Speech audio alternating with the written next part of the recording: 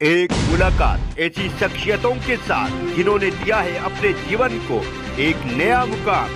रूबरू कराएंगे ऐसी कुछ हस्तियों के साथ एक खास शख्सियत के साथ मुलाकात जयदेव पटेल के साथ नंबर 1 इंडिया न्यूज पर। नमस्कार व्यूअर्स, मैं जयदेव पटेल और आप देख रहे हैं नंबर 1 इंडिया न्यूज। आपका एक बार फिर स्वागत है एक खास शख्सियत के साथ मुलाकात प्रोग्राम में। आज हम बात करेंगे जयप्रकाश नारायण इंटरनेशनल सेंटर में अखिलेश यादव को जाने से रोकने के पीछे सरकार की क्या मंशा है और क्या इसे राजनीति के लिए किया जा रहा है। और इसी के साथ साथ हरियाणा में कांग्रेस की हार के बाद जिस प्रकार से उन्होंने एक इन्वेस्टिगेशन कमेटी का गठन किया है, इसके क्या मायने हैं। इन्हीं तमाम मुद्दों पर बात करने के लिए हमारे साथ खास सामान है पूर्व केंद्रीय मंत्री कुशल किशोर जी। आपका बहुत बहुत स्वागत है आज हमारे प्रोग्राम में। धन्यवाद जी कुशल किशोर जी, आपसे हमारा पहला सवाल है कि जयप्रकाश नारायण की जयंती को लेकर के अखिलेश यादव को वहां श्रद्धांजलि जाने से क्यों रोका जा रहा है, इसके पीछे क्या कुछ मंशा है सरकार की।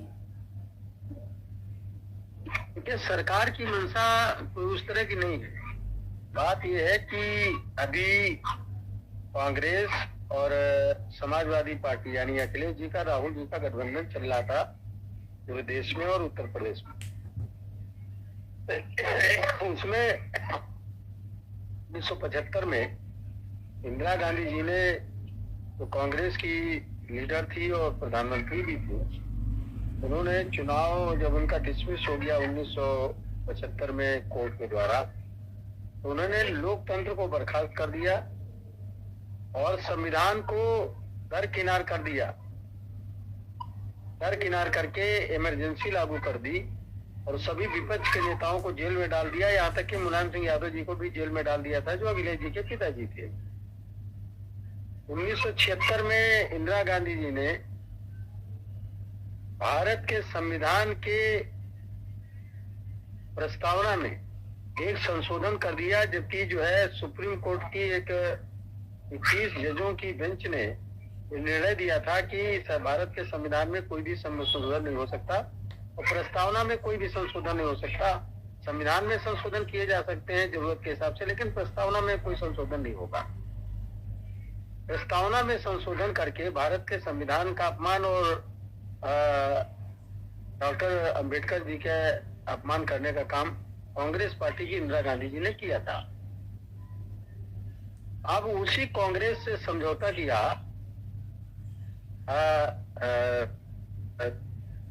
अखिलेश यादव जी ने। उत्तर प्रदेश में समझौता करके लड़े और गलत सलत प्रचार किया, यहाँ से वहां तक के कि संविधान खत्म हो जाएगा, आरक्षण खत्म हो जाएगा। अभी राहुल गांधी जी अमेरिका गए तो वहां जाकर के बोल दिया कि जब मेरी फुल फ्लेज सरकार, मतलब निष्पक्ष भारत बनेगा। ये भारत बनेगा का मतलब है निष्पक्ष, मतलब संविधान के अनुसार सरकार नहीं चल रही, उनका कहने का मतलब ये था। तो ये फिर अपमान किया डॉक्टर अंबेडकर का और संविधान का।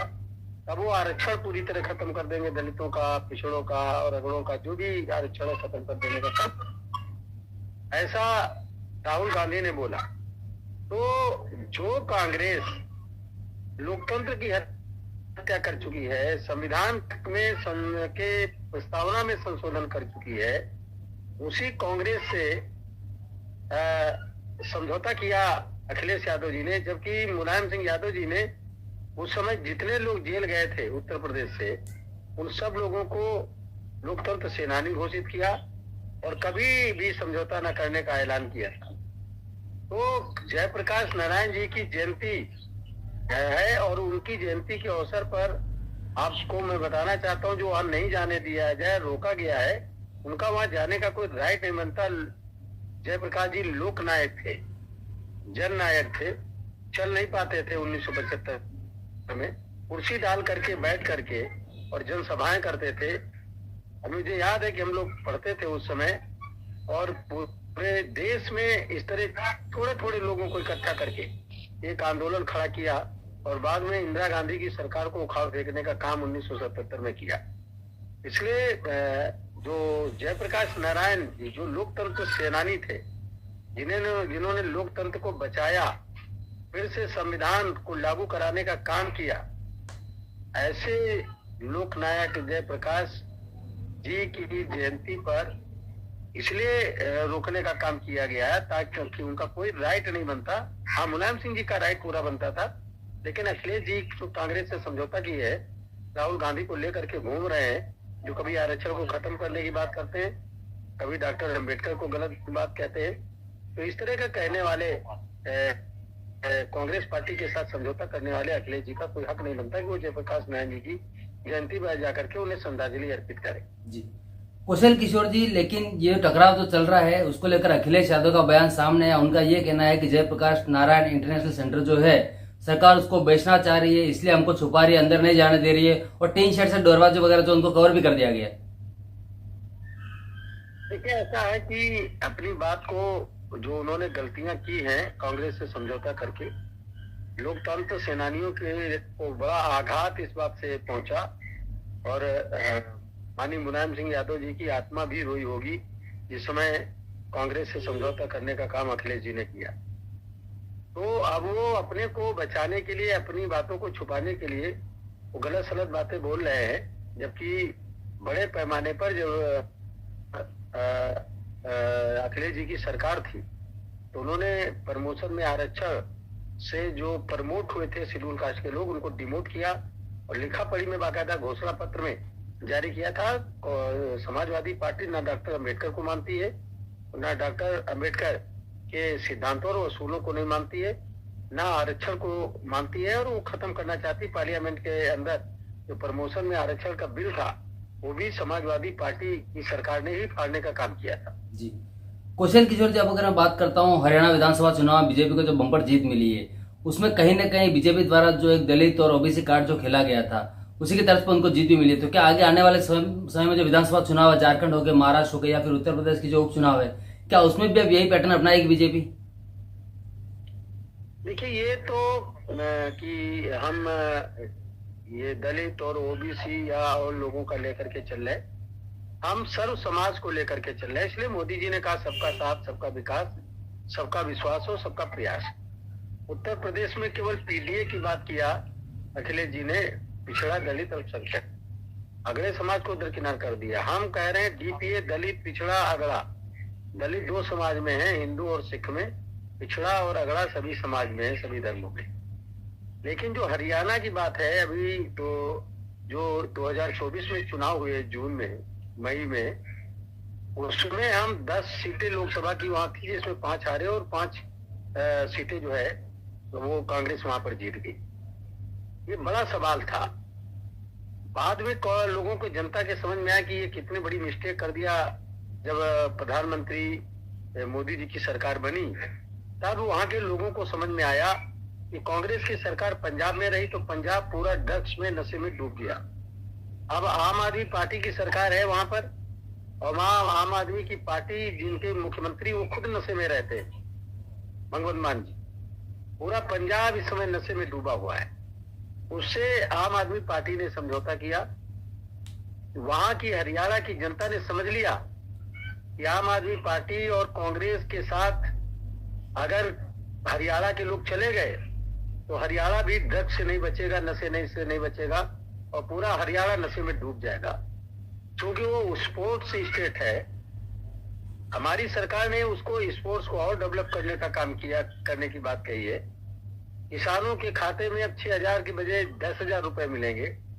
5 लाख का इलाज देने के बजाय 10 लाख का इलाज दिया जाएगा। जनता ने इस बात को पकड़ा और ड्रग्स मुक्त बनाया जाएगा हरियाणा को, नशे से मुक्त हरियाणा को बनाया जाएगा।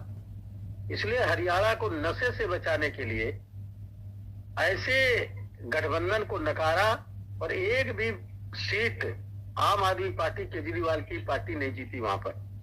कांग्रेस जो बड़ी दावेदारी करती थी, वो कांग्रेस भी वहां पर जो है बहुमत में नहीं आई। पिछले बार हमारी वहां पर जो सरकार थी 2019 में जब बनी थी, तो हम पूर्ण बहुमत की सरकार में हरियाणा में हमें नहीं मिली थी। इस बार जनता ने अभी 3 महीने के अंदर अपना सोच विचार करके निर्णय लिया, और हमारी सरकार ने, वहां की जनता ने बीजेपी की फुल फ्लेज सरकार बनाई। 46 सीटें चाहिए थी, 48 सीटें दे करके फुल फ्लेज सरकार बनाने का काम किया। और 2 जो और विधायक जीते थे अन्य, उन विधायकों ने भी समर्थन दे देने का काम किया, बल्कि बीजेपी में शामिल हो गए। 50 लोगों की वहां पर हमारी सीटें हो गई है। जनता समझ गई है। इसी तरह आने वाले समय में, वो चाहे झारखंड का चुनाव हो, चाहे वो बिहार का चुनाव हो, चाहे वो महाराष्ट्र का चुनाव हो, सब जगह के चुनाव में जनता अच्छी तरह समझ गई है। और लोकसभा के चुनाव में जिन लोगों ने लोगों के बहकावे में आकर के कुछ भ्रमित हो गए थे, वो पलट करके सब फिर से बीजेपी में आएंगे और रहेंगे, और पूर्ण बहुमत की सरकारें महाराष्ट्र में भी बनेगी, हमारे एनडीए की सरकार, और एनडीए की सरकार बनेगी बिहार में, और झारखंड में भी बनेगी। उत्तर प्रदेश में जब हम 2027 में आएंगे तो एनडीए की सरकार फुल फ्लेज बीजेपी के नेतृत्व में उत्तर प्रदेश में भी बनने का काम करेगी। जी, कुशल किशोर जी, आपसे हमारा एक आखिरी सवाल है कि हरियाणा में कांग्रेस को मिली हार के बाद लगातार आरोप प्रत्यारोप का दौर चल रहा है। कहीं न कहीं उनका कहना है कि ईवीएम में गड़बड़ी की गई है, ये तंत्र की जीत है, लोकतंत्र की हार है, और इसको लेकर एक रिव्यू कमेटी बनाते हुए अब कांग्रेस के द्वारा एक टेक्निकल टीम का भी गठित किया गया है। इसके क्या मायने आप देखते हैं?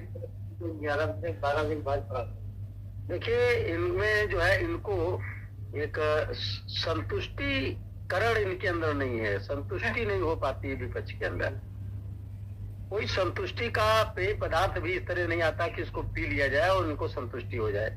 जहां ये चुनाव जीतेंगे वहां ईवीएम ठीक है, कर्नाटक में जीते ईवीएम ठीक है, हिमाचल में सरकार इनकी बनी ईवीएम ठीक है, हिमाचल में 5 की 5 सीटें बीजेपी जीत गई सांसद की तो ईवीएम खराब है, हरियाणा में ये हार गए तो ईवीएम खराब है।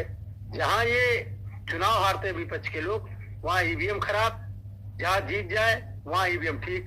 उत्तर प्रदेश में कांग्रेस कुछ ज्यादा सीटें पा गई और समाजवादी पार्टी ज्यादा सीटें पार्लियामेंट में पा गई तो ईवीएम ठीक है, और वहां हार गए तो ईवीएम खराब है।